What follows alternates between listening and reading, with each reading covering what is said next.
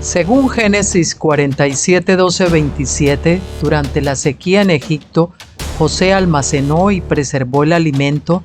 Para subsistir, la gente tuvo que venderlo todo y, al fin, incluso a sí mismos. Ese es el precio de vencer. Así es en este tiempo del fin, donde conseguir el alimento para entrar al reino y conquistar nuestra tierra, que es Cristo, formado en nosotros, nos costará renunciar a todo, incluso a nuestra propia vida. Pero a cambio de nuestro todo, tendremos su todo y reinaremos con él. Con ustedes, José. Hola queridos, ¿cómo están? Buenas tardes desde España. Hoy es jueves 28 y tenemos aquí un día primaveral muy lindo, una temperatura muy agradable, máximas de 23, 24 grados. Espero que ustedes disfruten ahí donde estén también de su clima, sea bueno, sea malo. Lo que trae el Señor está bien y tenemos que sobrellevarlo con agradecimiento. Y bueno, pues es jueves, saben que estamos estudiando el libro Las leyes de la segunda venida, porque son las fiestas de otoño, esas son las leyes que regulan todo lo que tiene que acontecer en la segunda venida y son leyes que ya estaban estipuladas, establecidas en el Antiguo Testamento, en Deuteronomio y demás, ¿no? Y entonces, pues el doctor Stephen Jones las ha estudiado y ha extraído el significado espiritual, que es lo que tenemos que sacar de la ley, y es lo que prevalece la ley no desaparece, pero en su sentido espiritual, y es lo que tenemos ahora.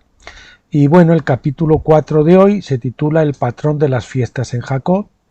Jacob, saben ustedes que es un tipo de vencedor, el Jacob suplantador, manipulador, tramposo, que operaba en la carne y que usaba todos sus atributos carnales para enfrentarse a Esaú, a Labán y a todas las peripecias que tuvo que soportar, pero eso en su carne, pues es un Jacob que tuvo que ser transformado durante un tiempo un periodo, digamos, de servidumbre, de esclavitud bastante largo, para que su hombre viejo pudiera al final caer como cayó en Peniel y como vamos a ver hoy, en Peniel, donde él al final pues encuentra que aquel que se le oponía no era ni su hermano, ni Labán, ni el dinero, ni las ovejas que le habían quitado, ni esto ni lo otro, sino que su oponente en realidad era Dios.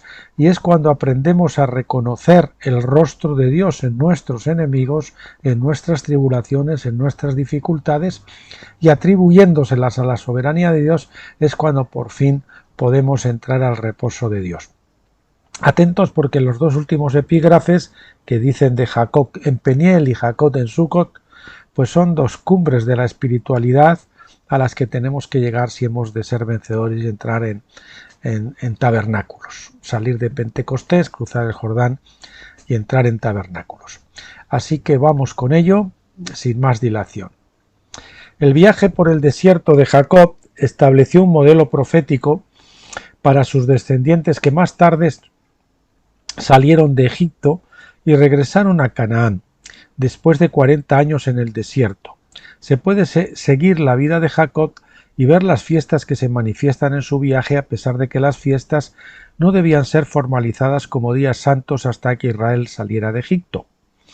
Jacob recibió la primogenitura y la bendición en Berseba, el pozo del juramento, y a partir de ahí comenzó su viaje a la casa de Labán en Harán. Ver Génesis 28:10. Berseba representa la experiencia de Pascua de Jacob en la que obtuvo la primogenitura.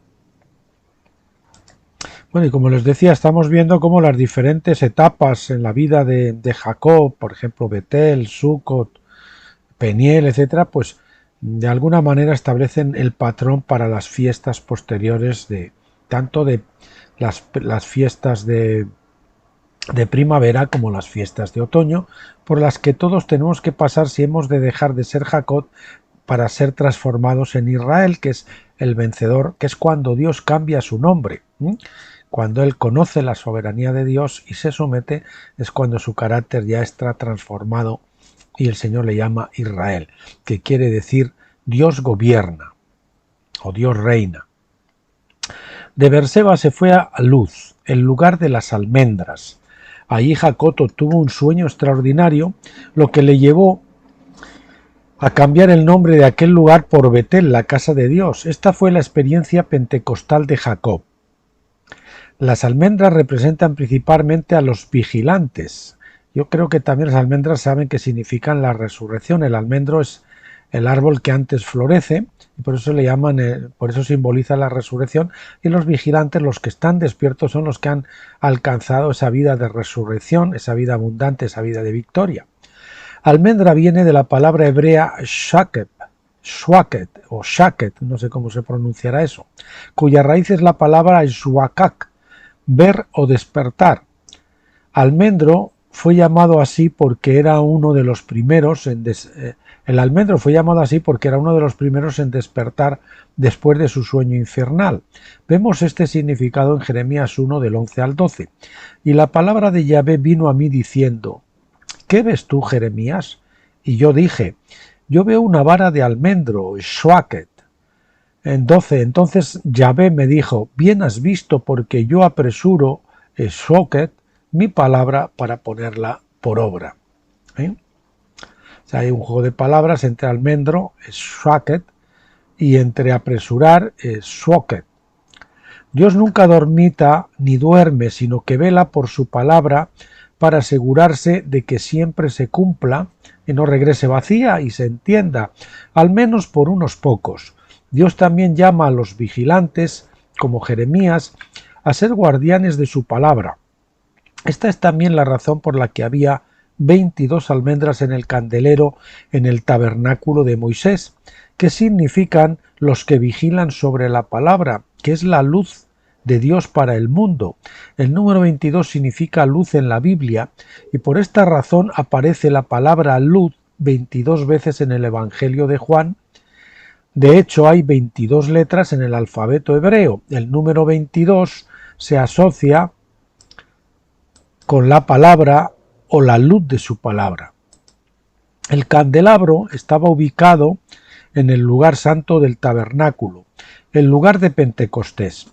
Como recordarán, el atrio exterior era el lugar del altar de bronce del sacrificio, donde eran matados los sacrificios. Esto habla de la experiencia de la Pascua, cuando comenzamos nuestra caminata hacia la plena presencia de Dios en el Santo de los Santos. Cruzando a través del segundo velo, en el lugar santo Pentecostés, vemos el lugar de la base de la lámpara y otros objetos de mobiliario. Para que una persona sea un verdadero vigilante, esa persona debe conocer a Dios en un nivel de experiencia pentecostal. Debe ser llenado con el Espíritu y no solo justificado por la fe. El candelabro estaba lleno de aceite de oliva para que las lámparas ardieran y alumbraran la habitación. Hay mucho más que se puede decir sobre este tema, pero en este estudio nuestro propósito es simplemente demostrar que el viaje por el desierto de Jacob le llevó a luz, almendras, que representa su experiencia pentecostal, es en Betel, ¿no? Allí Jacob tuvo un sueño en el que vio una escalera que llegaba desde la tierra al cielo y a los ángeles de Dios que subían y descendían por ella. Génesis 28:12. Debido a que la gente ha pensado en estos ángeles como seres meramente sobrehumanos, se han perdido el mensaje aquí. Jacob había capturado una visión de la esencia de la fiesta de tabernáculos, en la que vamos a dejar fuera las limitaciones de la carne y se nos dará la capacidad de movernos hacia atrás y hacia adelante entre el cielo y la tierra. Si bien esta visión vino como parte del Pentecostés de Jacob, estaba destinada en realidad a ser un anticipo de tabernáculo. Es decir, ustedes saben que en la visión decían que eran ángeles que subían y bajaban. Entonces, eso representa, como en Ezequiel, aquellos sacerdotes que tenían las prendas de lino y de lana y que podían ministrar tanto en el tabernáculo del cielo como aquí en la tierra, que sería el atrio. Entonces, a discreción, tenían cuerpos glorificados. Esto alude a los cuerpos glorificados que tendrán los vencedores en la fiesta de tabernáculos, con los cuales ellos pueden ministrar en el espíritu, pueden ministrar en un cuerpo puramente espiritual y entrar en los lugares celestiales, y cuando quieran también a discreción pues estar en la tierra y hacerlo con cuerpos físicos también glorificados, pero físicos, como el que tenía Jesús después de la resurrección. Jesús mismo se refirió a la visión de Jacob en Juan, es decir, que no eran ángeles. O sea, nosotros, la visión de Jacob está aludiendo a estas personas, es decir, no puramente ángeles, sino a personas, porque ángel ya saben que es mensajero, ¿no? Nosotros también somos mensajeros, que cuando hayamos llegado a tener cuerpo glorificado, pues subimos y bajamos del cielo a la tierra a discreción. Eso es lo que quería decir, y lo que quiere decir el doctor Estiffeñón en este anticipo de Jacob de lo que es tabernáculos. Jesús mismo se refirió a la visión de Jacob en Juan 1:51, cuando le dijo a Natanael, y él le dijo: de cierto os digo que veréis el cielo abierto y a los ángeles de Dios que suben y descienden sobre el Hijo del Hombre. También se refiere a las personas ya que han sido vencedoras y que tienen sus cuerpos glorificados, a hombres, a humanos. Aquí Jesús predijo el cumplimiento del sueño profético de Jacob. No tiene mucho sentido tener ángeles subiendo y bajando una escalera. El significado del sueño es que el día vendría cuando la fiesta de tabernáculos se cumpliría y una escalera, entre comillas, espiritual se establecería entre el cielo y la tierra. Los que experimentaran esa fiesta serían capaces de moverse del espíritu a la carne y volver al espíritu, como Jesús mismo podía hacer después de su resurrección. Pero si lo revelamos todo aquí, no vamos a tener nada más que decir cuando lleguemos a nuestra sección de la fiesta de tabernáculos. Volviendo al sueño de Jacob en luz, tenga en cuenta que él estaba durmiendo en luz. Es decir, él estaba durmiendo en lugar de ver, de estar viendo, recibiendo revelación. Aunque Dios no necesita dormir, Jacob lo hizo.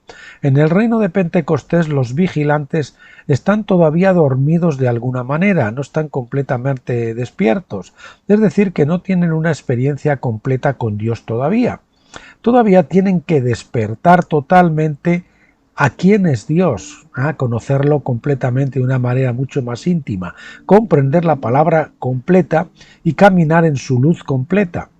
Saben que la luz de tabernáculos es la luz del lugar santísimo, es la luz de la Shekinah, que es la más potente de la luz. En el atrio teníamos la luz del sol, en el lugar santo tenemos la luz de la menorá del candelero, del candelabro, y en el lugar santísimo la luz de la Shekinah, que es la luz más diáfana, más nítida, más profunda.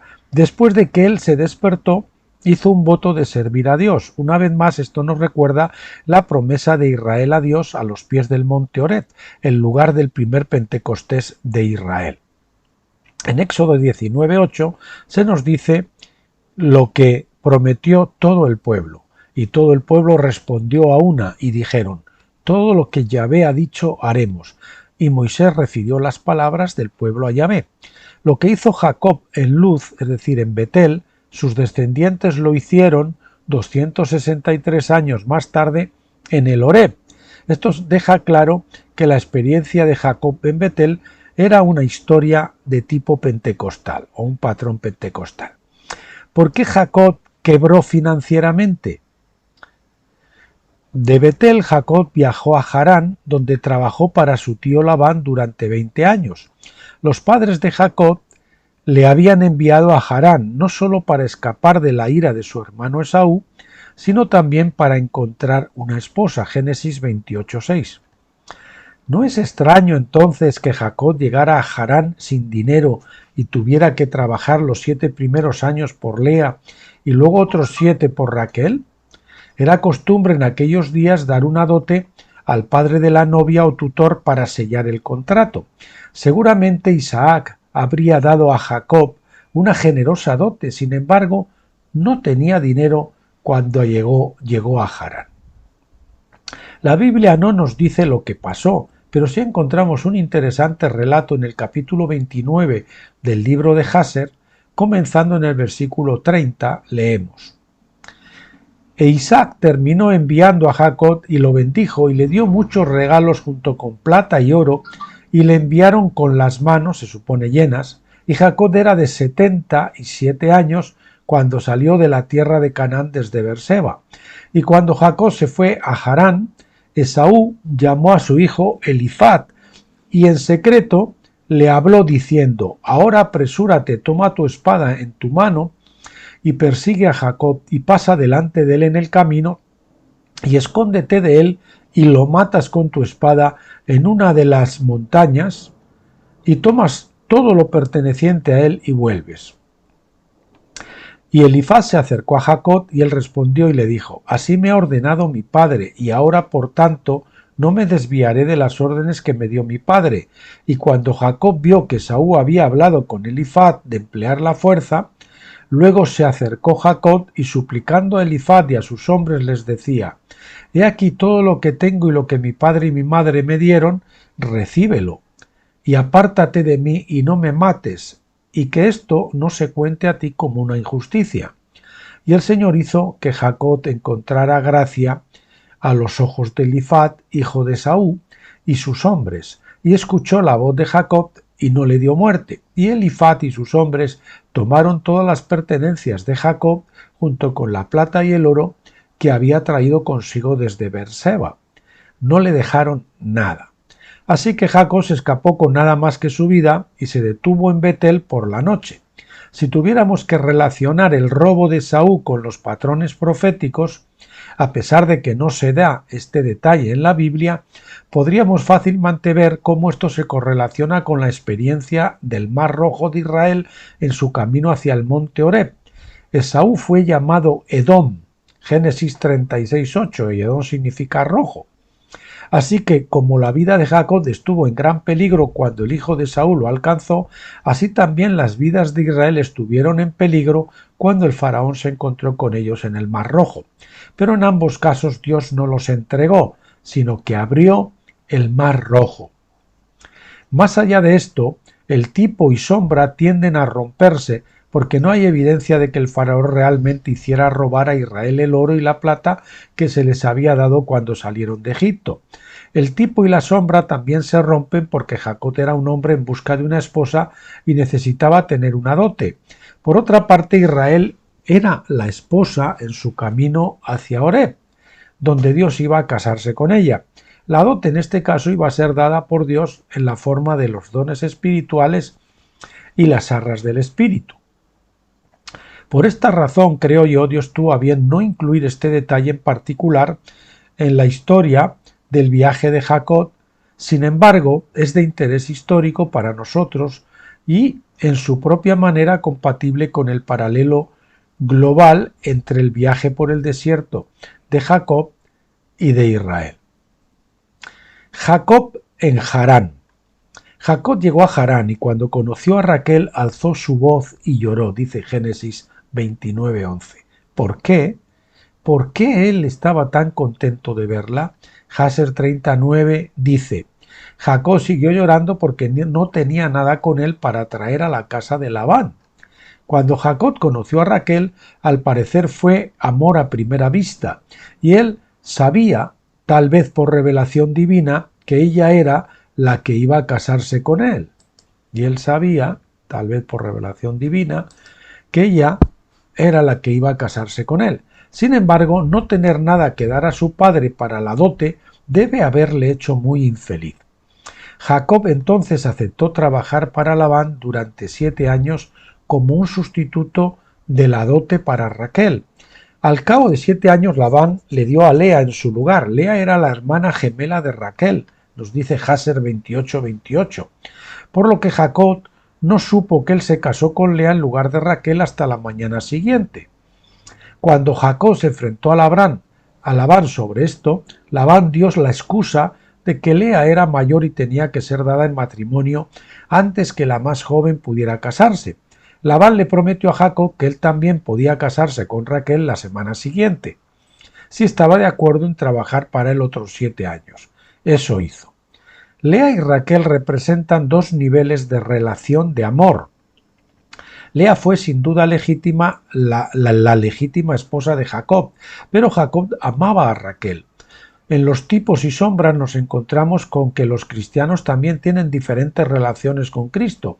Algunos son simplemente cristianos legítimos, ya que han pasado por el paso de la justificación por la fe, pero otros tienen una relación de amor con Cristo, son cristianos maduros, son como la Sulamita, no como las concubinas que tenía en el Cantar de los Cantares, ¿no? Para decirlo de otra manera, hay dos palabras en el Nuevo Testamento griego que se traducen amor. Una de ellas es fileo o amor fraternal, y la otra, una de ellas es, y la otra, y el otro amor es ágape o amor divino. El amor fraternal es bueno, pero es el tipo de amor que los hermanos y hermanas tienen cuando son jóvenes. Es una relación de 50-50, un amor judicial, donde aprenden a respetar los derechos y los bienes de sus hermanos. Por otro lado, el amor divino es el amor puro y maduro, que es un amor incondicional.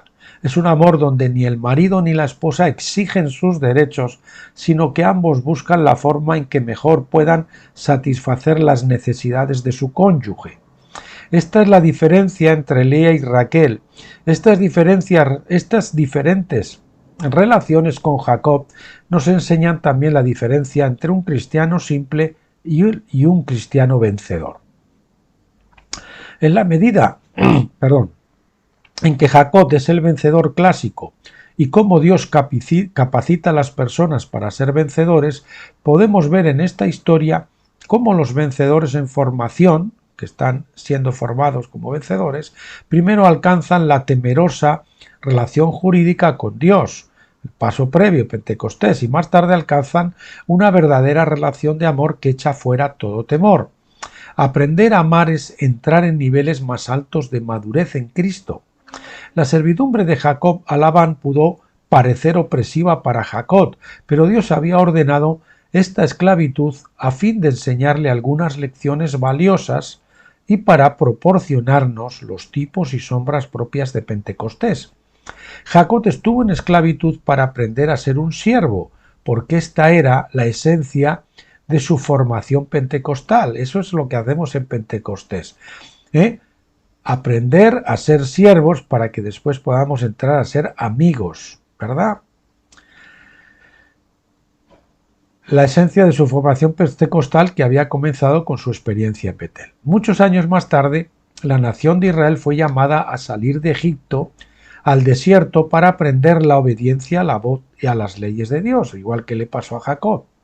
Pentecostés es un tiempo en el que aprendemos a ser siervos obedientes de Dios, aprendemos a escuchar la voz de Dios y aprendemos que oír es obedecer. El que no obedece es que no ha oído realmente. No es una fiesta en donde gobernamos y prosperamos, sino una fiesta en la que aprendemos obediencia por las cosas que sufrimos. Hebreos 5:8. Así que, hermanos que todavía están en la etapa de Pentecostés, esa no es una etapa de gobierno y de prosperar. Es una etapa de estar sometidos en obediencia, de estar en el horno de la prueba para ser transformados y poder llegar a la edad de gobierno y de prosperidad, que es tabernáculos. Aún así, Pentecostés es también una época en la que estamos llamados a desarrollar la visión o el sueño de tabernáculos, así como Jacob soñó con esa experiencia en Betel. De alguna manera, pues en Pentecostés se nos dan señuelos de tabernáculos, de esa doble porción, de que hay algo más, de que tiene que haber algo más, de que no todo es sufrir y pasar esto y tener tribulación, sino que tiene que haber una vida victoriosa, ¿no? Así como Jacob soñó con esa experiencia en Betel. El anticipo de la fiesta de los tabernáculos se da al principio, tenemos un regusto en Pentecostés. Por esta razón, la primera parada de Israel en el desierto fue en Sucot, tabernáculos o cabañas. Al pueblo se le dio, que es lo que quiere decir Sucot, tabernáculos o cabañas, y al pueblo se le dijo que morasen en tabernáculos durante su larga estancia en el desierto. Levítico 23:43. Es decir, que iban a vivir en cabañas como un recordatorio constante de que su casa no estaba en el desierto, en la fiesta de la Pascua o en la fiesta de Pentecostés. Su esperanza estaba en la fiesta de los tabernáculos, su verdadera tierra prometida. Pentecostés, el desierto, no es un lugar para construir ciudades, para construir reinos, como muchos han hecho. Es un lugar para construir cabañas desmontables, tabernáculos desmontables, que puedan ser trasladados a la siguiente etapa del camino. Todo lo contrario de lo que se ha hecho la iglesia de la Odisea en Pentecostés, ¿verdad? Trabajar para Labán fue el equivalente en los tipos bíblicos a la morada de Israel en tabernáculos en el desierto. ¿Cómo lo sabemos? Como veremos más adelante, el aceite del incienso es otro tipo bíblico de la unción de tabernáculos. La palabra hebrea para el incienso es leboná. La raíz de la palabra es labán, que significa blanco, y habla del tipo bíblico de la túnica blanca, que es la justicia de los santos, el lino blanco, ¿verdad? Así como eso lo vemos en Apocalipsis 19:8, así como el cambio del cuerpo, tal como Jesús fue representado en su transfiguración en Mateo 17:2. Dice, y se transfiguró delante de Dios y resplandeció su rostro como el sol y sus vestidos se hicieron blancos como la luz. Bien, hemos corregido aquí el 2, porque venía arriba 2 y aquí venía 3 en vez de versículo 2, pero es el 2. Moisés entonces apareció hablando con Jesús porque él también había experimentado un temprano tabernáculos en el monte cuando regresó con el rostro resplandeciente. Éxodo 34:29, él tuvo ahí un regusto de tabernáculos. Elías también apareció al mismo tiempo debido a que había experimentado otra parte de la fiesta de tabernáculos. Al ser atrapado en el torbellino, en representación del cuerpo transformado, ¿verdad? Tendremos más que decir sobre estas experiencias individuales en el momento apropiado. Mientras tanto, estamos demostrando que Labán significa blanco y significa o alude a la esperanza de tabernáculos. Incluso durante la servidumbre en la fiesta de Pentecostés tenemos una esperanza de tabernáculos, un vislumbre. Después de 20 años de servidumbre, Jacob dejó a Labán en el 21, el 21º año para volver a Canaán. Yo me lío a veces con eso. El momento de su liberación de la servidumbre es muy interesante y tal vez incluso insinúa que él estaba familiarizado con el calendario del jubileo de Dios. Sea o no que lo supiera no es importante, sin embargo, ya que se nos dice específicamente que Dios le mandó a Jacob salir, Génesis 31 del 11 al 13. O sea, Dios lo sabía y por eso Dios le dijo que saliera en el 49 año del 45 jubileo. Jacob nació en el año 2107 desde Adán. Esto fue en el 43 año del jubileo. Él murió 147 años más tarde en el 46 jubileo. La liberación de Jacob de la esclavitud se produjo durante el año de descanso final 49 jubileo y del 49 año del 45 jubileo y al año siguiente regresó a Betel en el 45 jubileo. El calendario de estos eventos en la vida de Jacob, en el calendario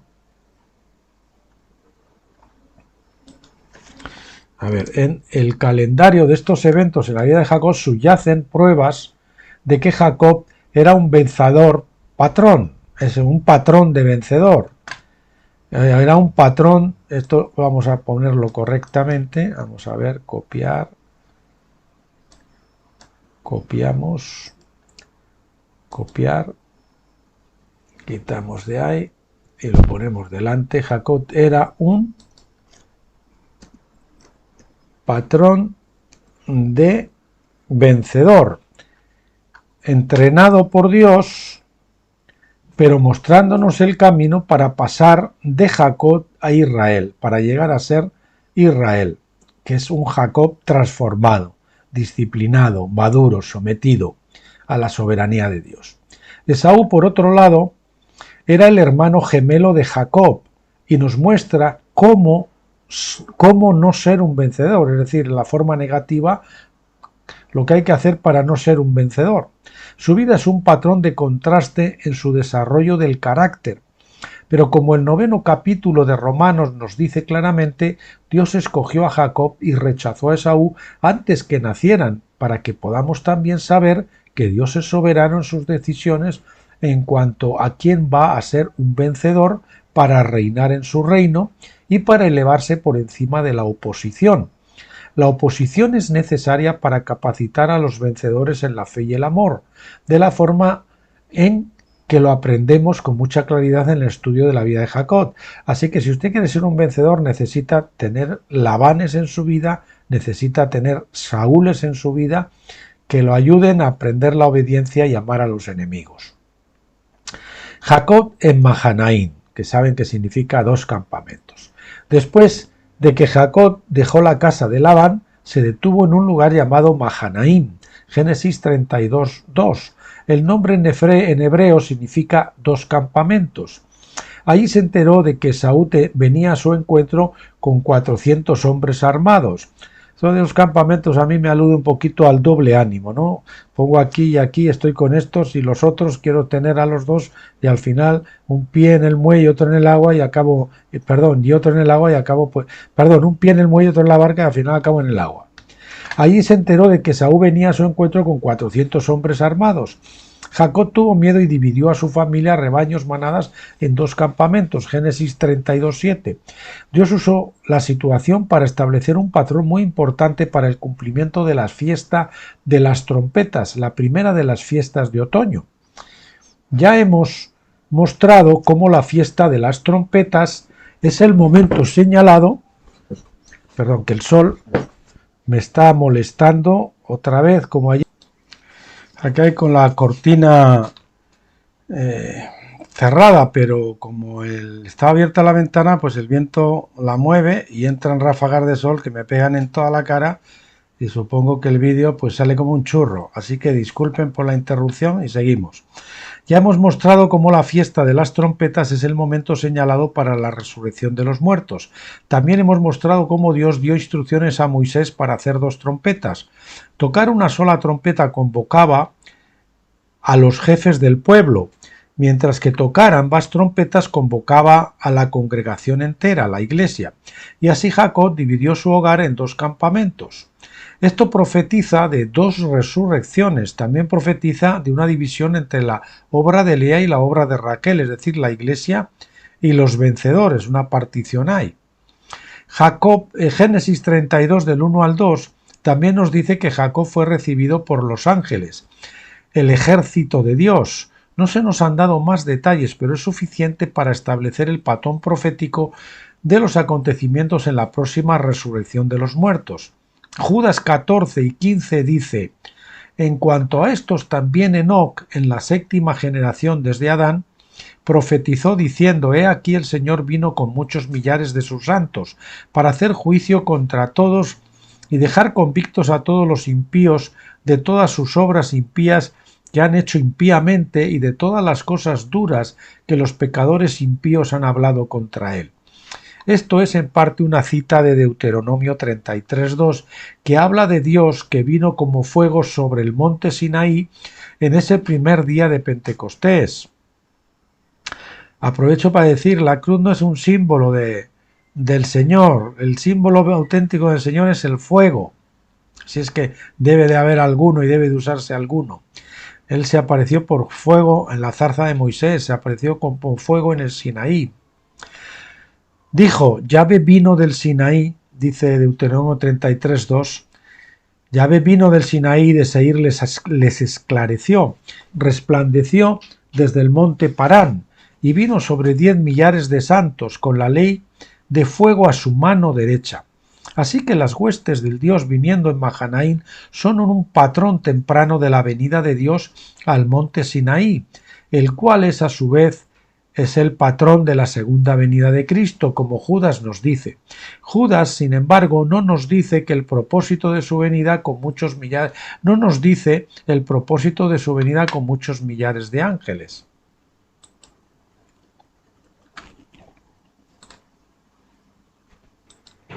Repito, Judas, sin embargo, no nos dice el propósito de su venida con muchos millares de sus santos. Se trata de hacer juicio contra todos y de condenar a los impíos por todas sus obras impías. Judas podría haber estado familiarizado con la historia de Jacob, que se encuentra en el libro de Jasher, porque no encontramos en las escrituras más detalles de las huestes celestiales que vio Jacob en Mahanaim. Jasher 32, 27 al 33 dice: Y Yahvé escuchó la oración de Jacob en ese día, y entonces Yahvé libró a Jacob de las manos de su hermano Esaú. Y Yahvé envió 3 ángeles de los cielos, y fueron delante de Esaú, y vinieron a él. Y estos ángeles aparecieron a Esaú y su pueblo como 2000 hombres que iban a caballo equipados con todo tipo de instrumentos de guerra, y se aparecieron ante los ojos de Esaú y todos sus hombres, que se dividían en 4 campamentos con 4 jefes, y uno de los campamentos continuó y se encontraron a Esaú viniendo con 400 hombres hacia su hermano Jacob, y este campamento corrió hacia Esaú y su pueblo, y les aterrorizaban, y Esaú se cayó del caballo en estado de alarma, y todos sus hombres se apartaron de él en ese lugar, porque ellos tuvieron gran temor. Y todo el campamento les gritó,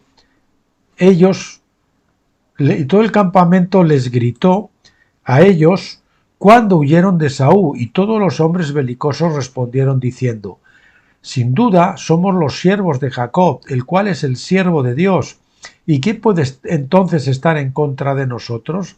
Y Esaú les dijo: Entonces mi señor y hermano Jacob es su señor, a quien no he visto en estos 20 años, y ahora en este día que vengo a verlo, ¿por qué me tratan de esta manera? Y los ángeles le respondieron diciendo: Vive Yahvé, que no eran de Jacob tu hermano aquellos de quienes tú hablas, que no habríamos dejado un remanente de ti y de tu pueblo, pero solo a causa de Jacob no les haremos nada. Es decir, que el Señor envió ángeles, según Jasher, que aterrorizaron a Esaú para aplacarlo y para que trataran bien a Jacob. El relato dice cómo la segunda, tercera y cuarta compañía de los ángeles se reunieron con Esaú mientras cabalgaba hacia Jacob. Al momento que Esaú llegó al campo de Jacob, Esaú se había convertido en todo un buen tipo, humilde, suave y completamente asustado. Había experimentado un ajuste total de actitud desde el momento en que salió de casa con 400 hombres de guerra con intenciones de matar a Jacob, hasta el momento de su encuentro real con él. Los ángeles o los ejércitos en esta historia parecen representar a personas que son resucitadas de entre los muertos. Estos son los vencedores que han vivido y muerto en el pasado. Se levantan de los muertos a fin de ayudar a aquellos que estén vivos en el tiempo del fin. Todos los vencedores son llamados a gobernar con Cristo en la era de tabernáculos, y esto implica principalmente un llamado a juzgar la tierra. Esto no significa condenar al mundo, significa establecer una verdadera justicia entre el resto de la población del mundo de conformidad con la ley divina. 1 Corintios 6:2 dice: ¿O no sabéis que los santos han de juzgar al mundo? Y si el mundo es juzgado por vosotros, ¿no sois competentes para constituir tribunales de justicia más pequeños? ¿O no sabéis que hemos de juzgar a los ángeles? ¿Cuánto más los asuntos de esta vida? La ley divina fue dada en los días de Moisés y estuvo en poder de Israel durante siglos. No pudieron establecer justicia en la tierra, no porque la ley fuera defectuosa, sino porque los administradores de la ley no conocían a Dios y no tenían la capacidad de aplicar la ley con sabiduría. Entonces la Iglesia también tuvo la ley divina en la Biblia, la ley divina a través de la Biblia por casi 2000 años en la era de Pentecostés, sin apenas más éxito que Israel en la era de la Pascua. En la era de la Pascua, era las dos con mayúscula. Pero en ambas edades Dios estaba entrenando a un pequeño remanente de vencedores para conocer a Dios y tener su espíritu por el cual podrían ministrar la ley divina, con la sabiduría perfecta. Estas son las huestes de Dios que juzgarán al impío, frenarán toda injusticia y enseñarán a todos los hombres la ley y los caminos de Dios. Isaías 26:9 dice: Con mi alma te deseo en la noche, y entre tanto que me dure el espíritu en medio de mí, madrugaré a buscarte, porque cuando la tierra tiene conocimiento de tus juicios, los moradores del mundo aprenden justicia. Así como Esaú fue restringido por el temor de Dios y de Jacob, de hacer daño y violencia a Jacob, así también los vencedores restringirán el mal sobre la tierra en la era de tabernáculos. Jesús dijo que en la regeneración los 12 apóstoles serán los presidentes de los tribunales de las tribus de Israel, en Mateo 19:28. Y Jesús les dijo: De cierto os digo que vosotros, que me habéis seguido en la regeneración, cuando el Hijo del Hombre se siente en su trono de gloria, vosotros también os sentaréis sobre 12 tronos para juzgar a las 12 tribus de Israel. Vimos antes por la carta de Pablo a los Corintios que habrá otros puestos que los vencedores deberán ocupar con el fin de juzgar al mundo e incluso juzgar a los ángeles. Este es el significado de la historia profética de la experiencia de Jacob en Mahanaim, donde vio las huestes de Dios. Jacob en Peniel. Y atentos porque llegamos a estos dos epígrafes que son maravillosos y hay que prestarles mucha atención.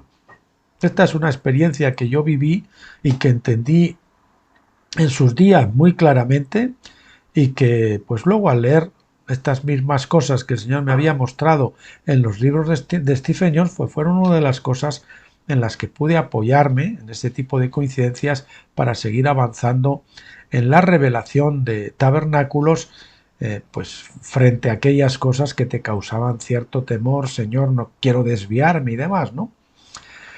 Bueno, analicemos entonces la experiencia de Jacob en Peniel como patrón de lo que es la rendición y de cómo ser vencedores que llegan a conocer la soberanía de Dios.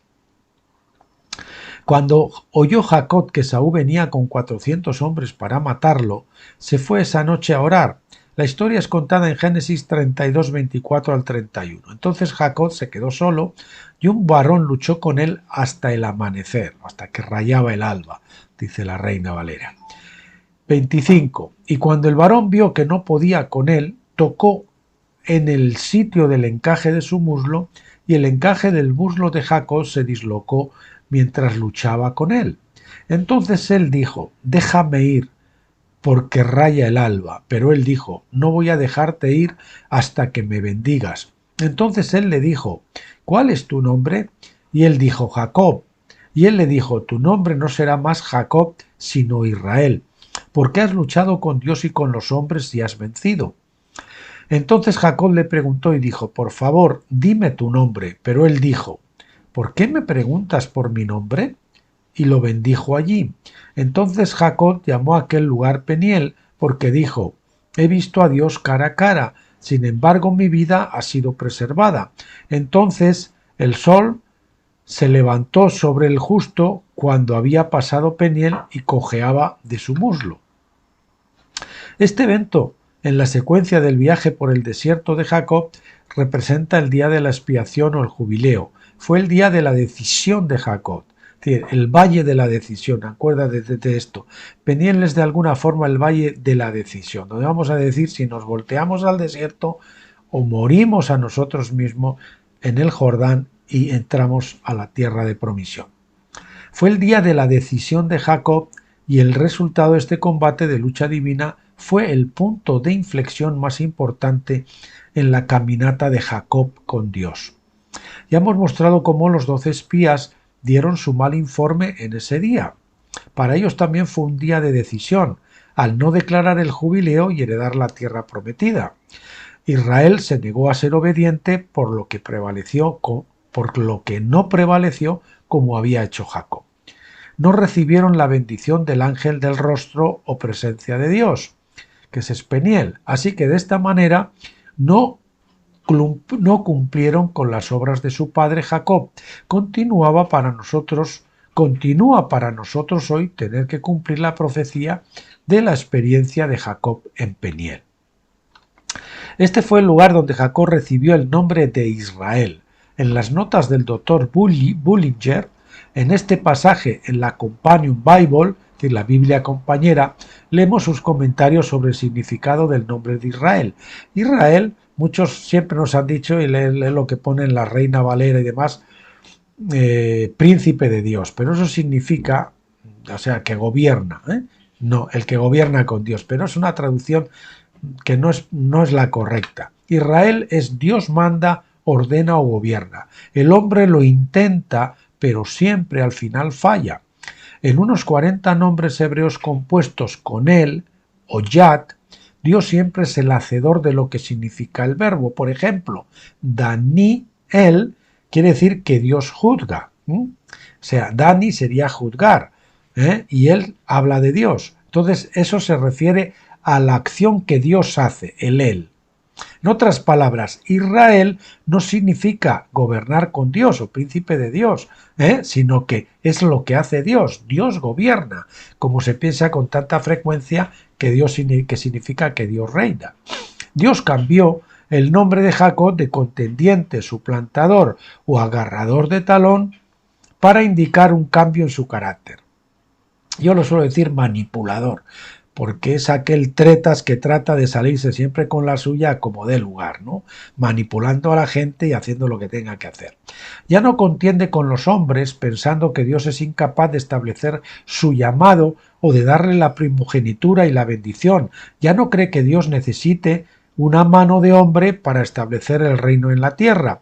Ahora Jacob se da cuenta de que ha estado contendiendo con Dios todo el tiempo, sin darse cuenta todos esos años que el que se le oponía, como decíamos al principio, no era la suegra, ni la falta de dinero, no era Labán, no era todas esas peripecias que pasó, no era Esaú, era el Señor a través de esas personas. Entonces él vio el rostro de Dios en sus enemigos. De hecho, yo me recuerdo que en una de las conferencias de hombres que se hicieron en el Escorial, hubo un predicador inglés, del cual no recuerdo el nombre, que contaba este episodio de Peniel, donde decía que él ahí, cuando dice ¿por qué preguntas por el nombre? Es como Dios le estaba preguntando, tú querías usurpar, estabas usurpando a Esaú, el nombre de Esaú, ¿no? Por eso le pregunta cuál es mi nombre. Y entonces se dice, no, el nombre, él dice que esa aparición podía ser un ángel, pero un ángel es un mensajero, que podía ser su propio hermano Esaú el que luchaba con él. Y entonces él en un momento tuvo la revelación que en realidad no era Esaú, sino que era Dios, ¿no?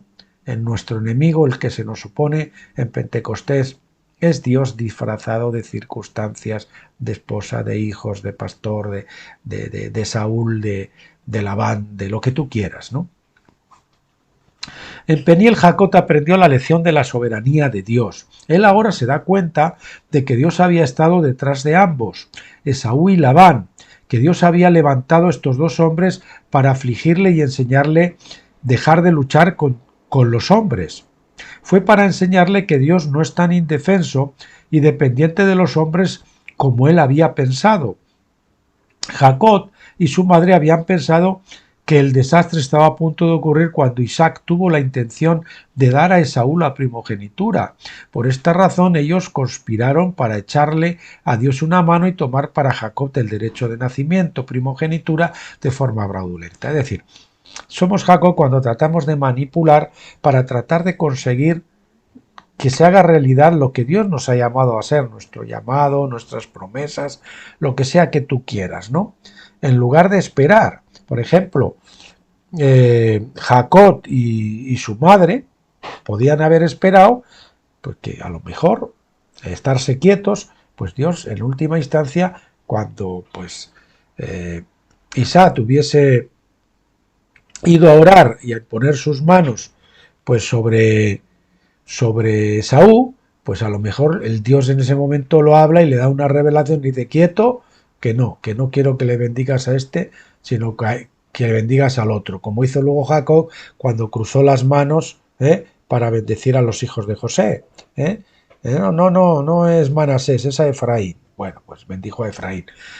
O podía habérsela dado en primera instancia a Esaú, pero después morir y pasársela a Jacob. No sé, Dios tiene muchos caminos que son inescrutables, pero Él es el que hace, y lo que Él nos ha prometido nadie lo puede impedir.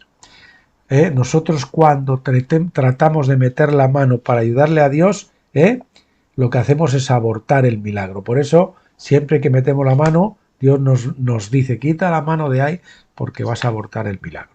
Más tarde Jacob estuvo molesto porque Labán le estaba engañando con su salario, pero Jacob era lo suficientemente inteligente como para prevalecer sobre Labán también. Pero en Peniel Jacob se encontró cara a cara con Dios y recibió una de las revelaciones más importantes que se aprenden en las Escrituras, que Dios gobierna en los asuntos de los hombres y que no hay nada que un hombre pueda hacer para evitar que el reino de Dios sea establecido en la tierra. Más que eso, yo creo que él también aprendió que nadie puede impedir que un creyente alcance su llamado, su derecho de nacimiento, lo que Dios quiere que él haga en el reino de Dios. Al día siguiente, cuando se encontró con Esaú, Jacob de Israel le dijo, porque veo tu rostro como uno que ve el rostro de Dios. Génesis 33:10. Jacob finalmente pudo ver el rostro de Dios en el rostro de Esaú. Nadie puede ver el rostro de Dios, la presencia en Esaú, a menos que lo vea por revelación divina y entienda la soberanía absoluta de Dios. ¿Vemos a Dios en todas las circunstancias? ¿O simplemente vemos el rostro del demonio en nuestros enemigos? Esta es la revelación de Peniel y esto se traduce en el cambio de nombre de Jacob a Israel, el cambio de naturaleza, de carácter. Esta es una distinción fundamental entre los creyentes y los vencedores. Si tú no has pasado por Peniel y no entiendes esto, es que todavía no has llegado a ser un vencedor. También es necesario contar esta revelación clara con el fin de juzgar a la tierra adecuada y equitativamente, sin ninguna animosidad en contra de nuestros enemigos. Jacob perdió la lucha con el ángel. Jacob perdió la lucha con el ángel, pero al perder la batalla, esto está mal, pero al perder la batalla en contra de Dios, él ganó la batalla contra la ignorancia en su propia alma. Jacob prevaleció en lo sucedido, no tuvo éxito en vencer a Dios o convertir a Dios a su punto de vista. Más bien Jacob fue expuesto a la revelación de Dios y por lo tanto se impuso sobre el enemigo de su propia mente carnal. El doctor Bullinger comenta sobre la idea de que Jacob prevaleció sobre el ángel diciendo, prevaleció, es decir, triunfó. Él había luchado por el derecho de nacimiento, es decir, la primogenitura, y tuvo éxito. Capítulo 25, versículos 29 al 34. Él había luchado por bendición y tuvo éxito, versículo 27, o capítulo 27. Él había luchado con Labán y tuvo éxito, capítulo 31. Él había luchado con los hombres y ganó. Ahora él luchó con Dios y falló, por lo tanto su nombre fue cambiado a Israel. Es decir, Dios manda, Dios gobierna, para que aprendiera la lección muy necesaria de la dependencia de Dios, a estarse quieto y dejar que Dios haga las cosas y entender que todo está preparado por Dios para él. A ver el rostro de Dios en todas sus circunstancias adversas, sean cosas, circunstancias o personas. Tenemos que aprender a convertir el día de expiación en el jubileo. ¿Cómo? Pues realmente muriendo a nosotros mismos, en lugar de seguir carnalmente y darnos la vuelta al desierto. Tenemos que aprender a convertir el día de la expiación en el jubileo, en ese valle de la decisión que es Peniel. Es la forma más elevada del descanso sabático, es entrar al reposo de Dios, a la paz de Dios, no la paz con Dios que ya tuvimos en la justificación, sino la paz de Dios, la paz que se halla, no la paz que se nos da al ser engendrados. Cuando dejamos de pelear con Satanás y empezamos a descansar en Dios en todas las cosas, el reconocimiento de Dios como soberano, en lugar de pensar que la tierra pertenece a Satanás, entonces y solo entonces seremos capaces de entrar en el reposo de Dios. Ustedes supongo que le habrán pasado como a mí, que en Pentecostés, en las iglesias pentecostales, nos han enseñado la liberación y a luchar con demonios y a reprender demonios todo el tiempo. Y verdad que ustedes lo han hecho y como casi nunca pasaba nada. O el alivio que contaba usted era puramente momentáneo. ¿Por qué? Porque Satanás tiene una base de operación que es su carne y lo va a seguir incordiando y molestando porque tiene base legal para hacerlo.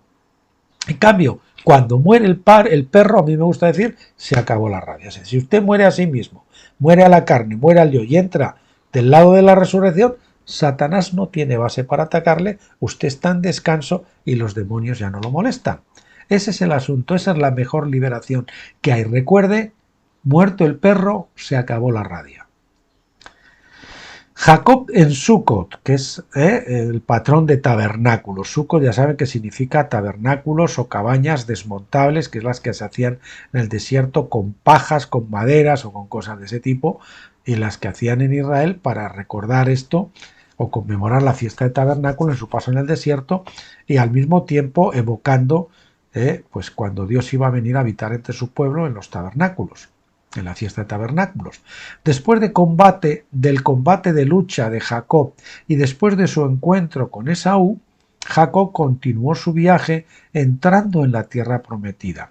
Aquí se estableció en Sucot, Génesis 33, 17. Y Jacob fue a Sucot y edificó para sí una casa e hizo cabañas, en hebreo suká, para su ganado. Por lo tanto, el lugar lleva el nombre de Sucot. En Sucot, Jacob estaba finalmente de vuelta en la tierra prometida, su herencia. Es muy apropiado entonces que él llamara el nombre del lugar Sucot, tabernáculos o cabañas.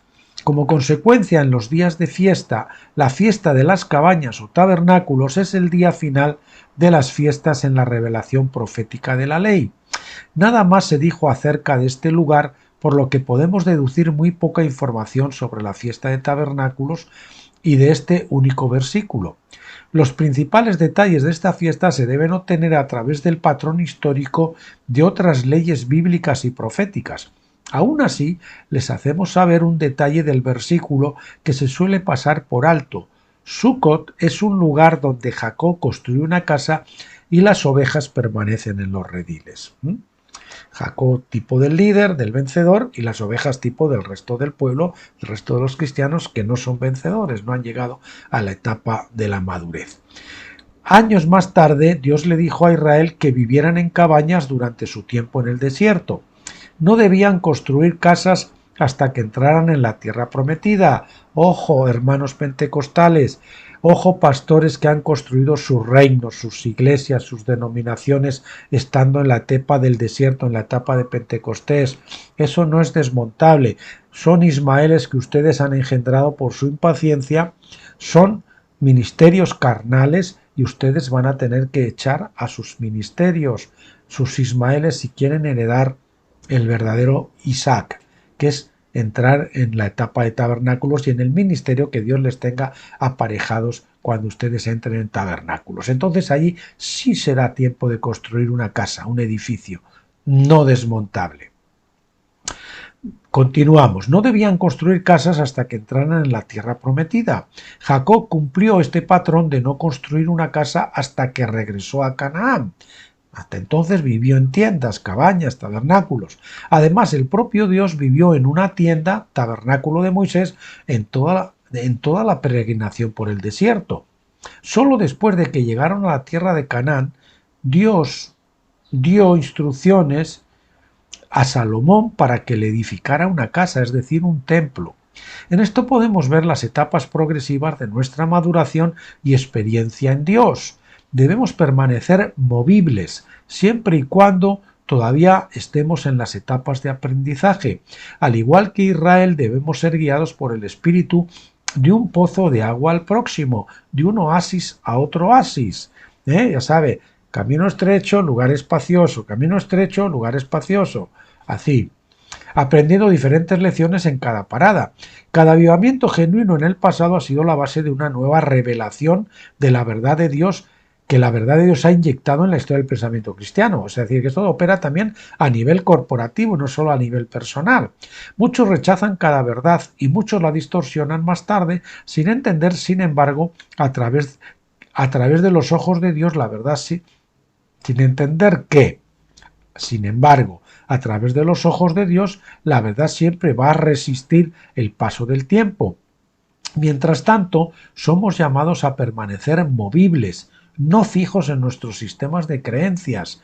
Ojo con esos ídolos del corazón, ojo con esas preconcepciones, ojo con esas doctrinas que creemos que hemos llegado estando en Pentecostés cuando solamente es la etapa intermedia y estamos interpretando la Biblia todavía con una luz que no es la completa y que esas doctrinas muchas las tenemos que recomponer y verlas del lado correcto, de la forma correcta, y algunas son claramente erróneas.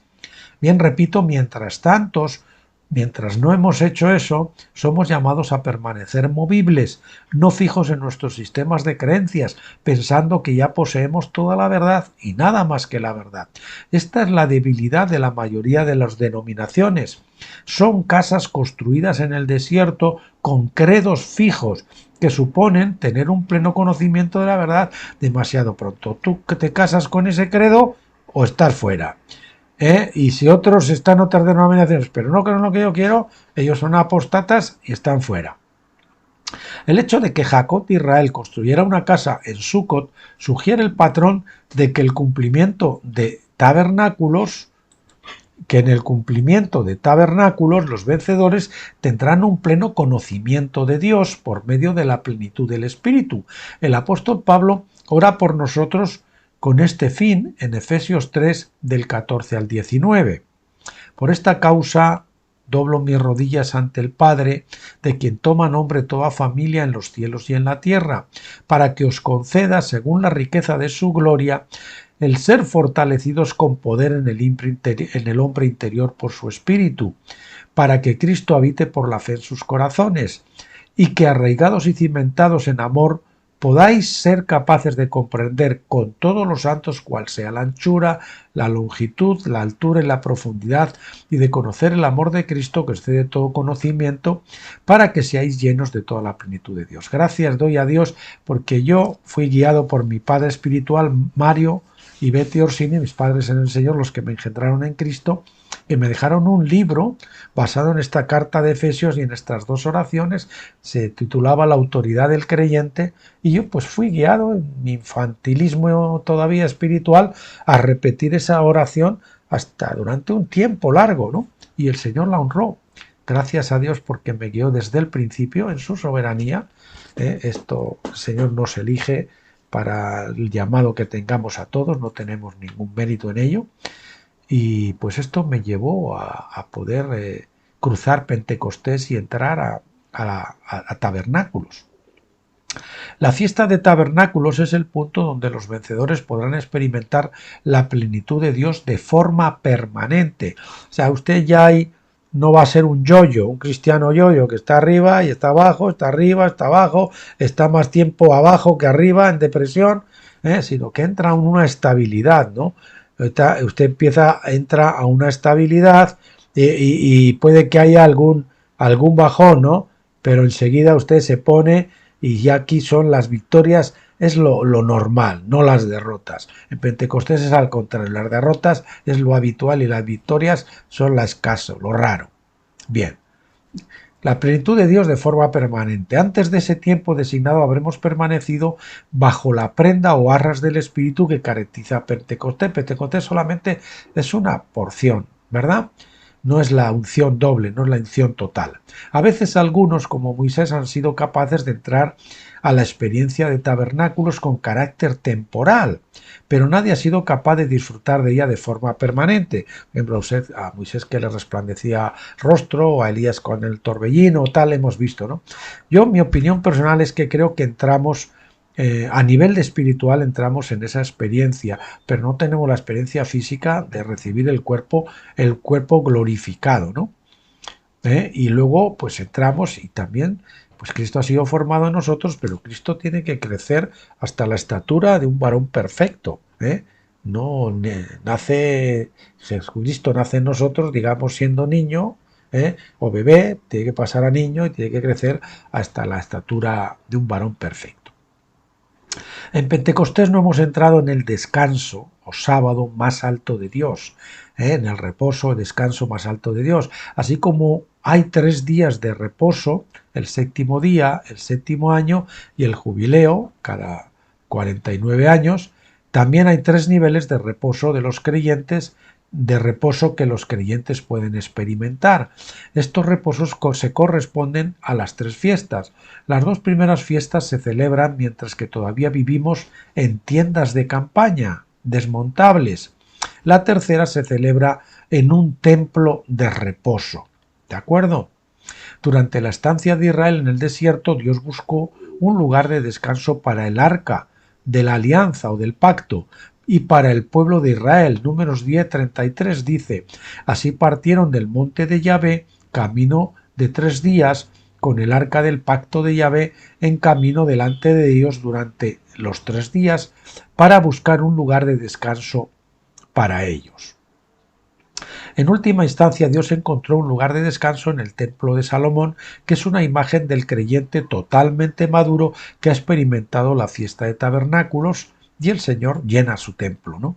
Dios ha estado buscando un lugar de descanso en la tierra desde hace mucho tiempo. El templo de Salomón era solo un tipo y sombra del verdadero lugar de descanso que Él desea de nosotros. El templo de Salomón fue lleno del Espíritu en el 8º día de tabernáculos. Eso lo vemos en 1 de Reyes 8:2 y en 2 de Crónicas 7 del 1 al 10. Somos el templo de Dios hoy en día como una persona jurídica. Dios busca descansar en nosotros, así como nosotros tratamos de descansar en Él. Cuando nosotros, como Jacob Israel, vamos a Sucot, entonces vamos a construir nuestra casa y entrar en su reposo, en el sentido más elevado. Pero el resto de las ovejas y las cabras se mantendrán en los rediles, como Israel en el desierto, aunque aún no estarán listos para la fiesta de tabernáculos, pero estarán guardados en los rediles. Al igual que el antiguo Israel, la mayoría de la Iglesia no sabe nada del jubileo, ni pueden ver claramente el rostro de Dios en el rostro de sus enemigos, y así, al igual que sus predecesores, excepto Moisés, también guardarán solo el día de la expiación. Tendrán que permanecer en tiendas de campaña para el siglo venidero. Ellos tendrán que aprender la obediencia por la ley divina de la mano de los vencedores, que son llamados a gobernar y juzgar la tierra, que son los llamados a gobernar y a juzgar la tierra. Y bien, mis queridos amigos y hermanos, pues este es el capítulo que teníamos para hoy. Para el próximo día, el próximo jueves, estaremos viendo capítulo 5, los días de fiesta en el libro de Joel, que también de alguna manera están ahí escritos. Hoy lo hemos visto en la vida de Jacob y vamos a verlos ahora en el libro de Joel. Espero, Señor, que tú hagas realidad y que hagas carne en el corazón de mis hermanos estas experiencias de Peniel y estas experiencias de Sucot, para que ellos, Señor, reciban a través de escuchar este vídeo, tengan la impartición de la fe que les produzca el hambre y la sed espiritual, la fe necesaria para perseverar hasta el Jordán y más allá, cruzándolo y entrando en la tierra prometida. Te lo pido, Padre, oro en el nombre de Jesús. Amén.